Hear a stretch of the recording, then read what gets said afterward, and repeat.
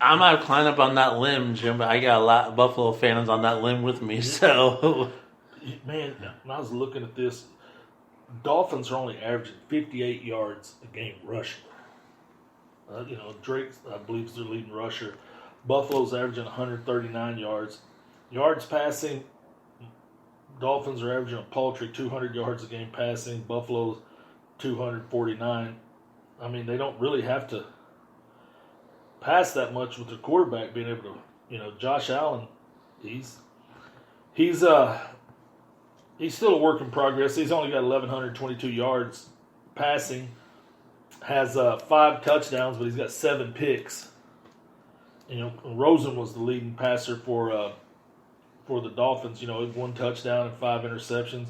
Drake's the leading rusher for the Dolphins with 153 yards. Just awful. Frank Gore's still carrying the mail over there for Buffalo. He's got 333 yards, 2 touchdowns. Williams, the leading receiver for Dolphins, 232. And then Brown, is the leading receiver for the Bills with 390 yards and 1 TD. So not prolific air attacks, but just overall good offensive team for the Bills. Next game.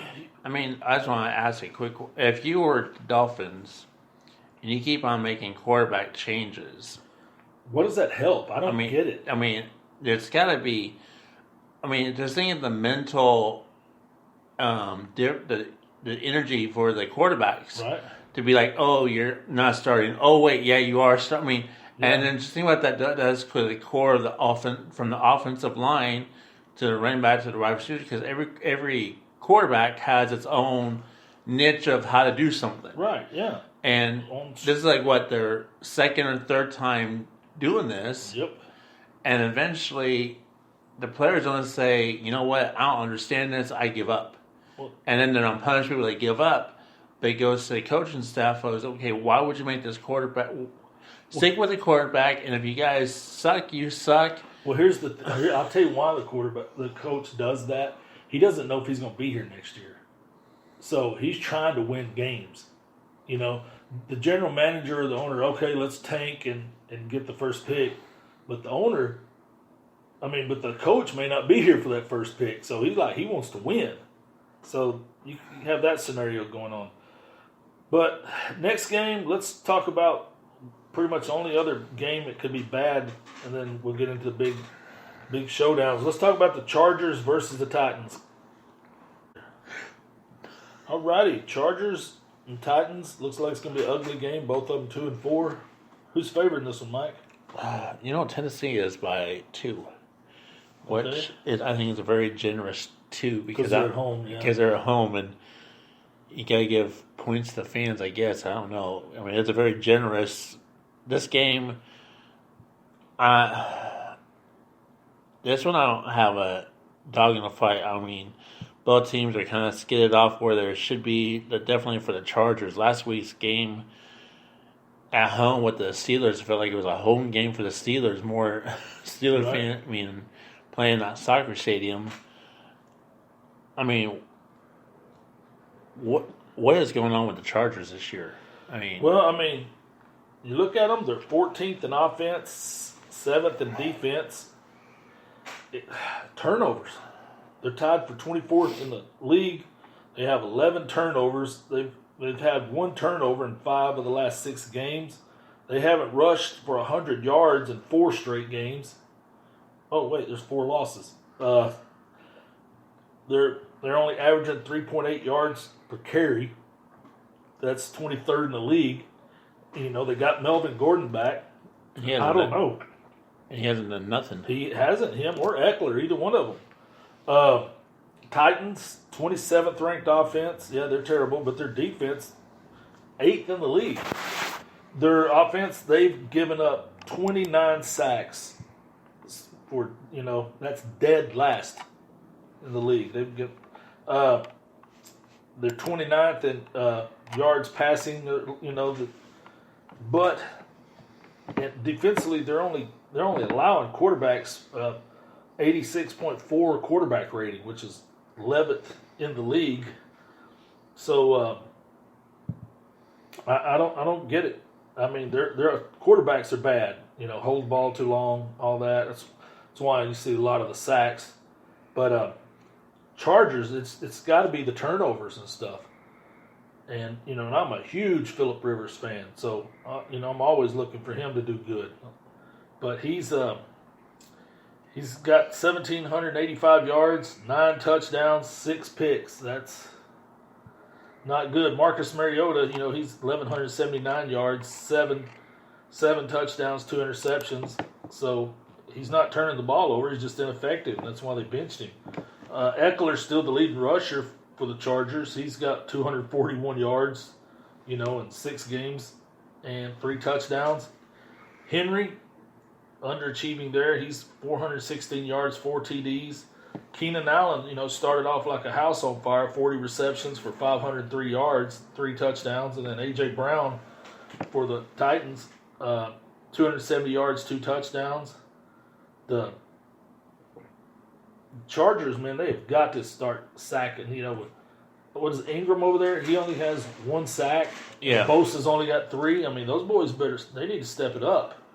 But points per game, Chargers are only got 20 points a game. Titans, 16. Points allowed, 19 points for the Chargers and 15 for the Titans. Total yards, like I said, they're both in the top 10 defensively, but offensively they're in want.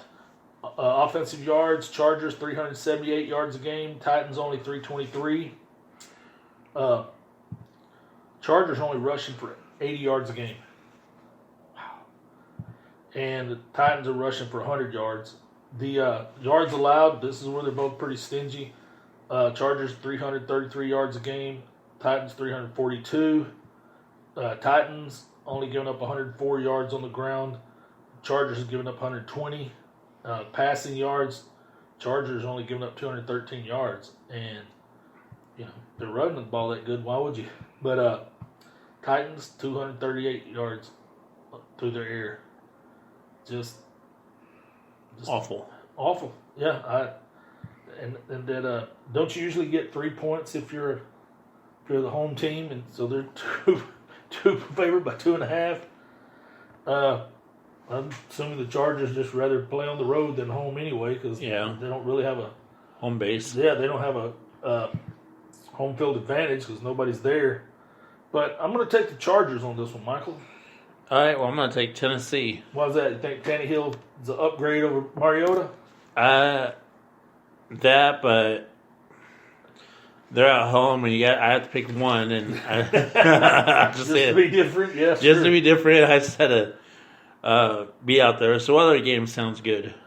Well, let's look at some of these good games. How about the Rams versus the Falcons? That's going to be an offensive show. Yeah, 3-3 and 1-3. So the Rams traveling to Atlanta. Who's favoring this one, Michael?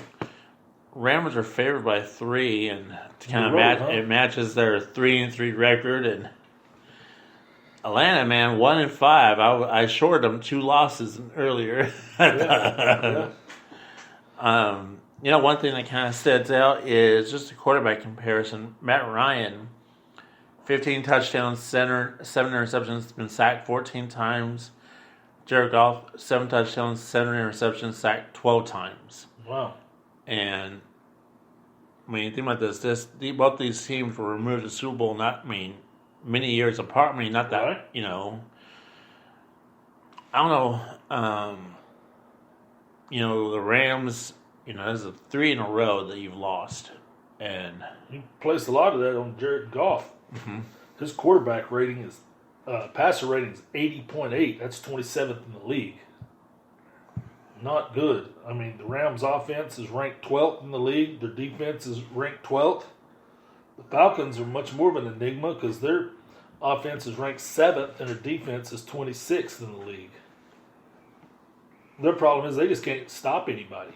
They are last in the league at stopping people on third down.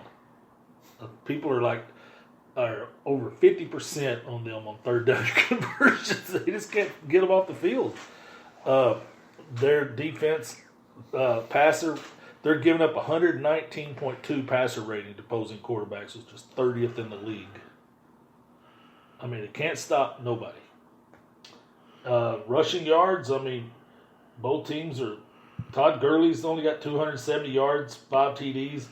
Dante Freeman's only got 275 yards, no touchdowns. Cooper Kupp's the lead receiver for the Rams with 522 yards, 4 TDs. Then Hooper's the lead receiver for the Falcons, 480 yards, 3 touchdowns. So it's not the rich Julio Jones or the high draft pick Expensive Julio Jones now. Calvin Ridley. Nope, it's Hooper. Just digging into some of these numbers, the points per game, the Rams are averaging 25.5. I mean, that's from the first 3 games, I'm sure. Falcons are averaging 22 points a game. The Falcons are giving up 31 points a game. Rams are giving up 25. Yards per game, Rams 386 yards a game. Falcons 408 yards a game. Yards passing, Rams 287. Falcons 335. Rushing yards, 98 yards for the Rams, 73 yards a game rushing for the Falcons. Yards allowed, 361 for the Rams, 393 for the Falcons. Rams giving up 255 through the air and 276 through the air for the Falcons. Rams are giving up 105 on the ground, and Falcons are giving up 117. You just wonder how much their Rams passing defense is going to be helped with the addition of Jalen Ramsey. They gave up 2 firsts and a fourth for this, the enigmatic one. So let's see if his back issues get better. I know, right? His excuses and Hayndale and only 24 years old, about to be in the final year of his contract. They've already kind of discussed the parameters before they even made the trade, but they traded off Peters, who was starting cornerback. They traded him off to the Ravens. So don't know how the Rams, if they're going to come out of it. Jared Goff's got to play better than that. Quarterback rating of 80. I mean, that would have been good in the 70s, but not in the aughts here. Right. So I would. I'm still going with the Rams just because Aaron Donald. I think he can get enough pressure up the middle. Quarterbacks don't like pressure up the middle, and him and Brockers. Wade Phillips is always going to find a way to put pressure on a quarterback. So I'm going to go with the Rams on this one, but I just don't get it with them. I'm going with the Rams too on the road. Maybe get off of this 3-game losing streak that they're on. What other game you want to talk about? Talk about the Texans and the Colts. Should be a good one.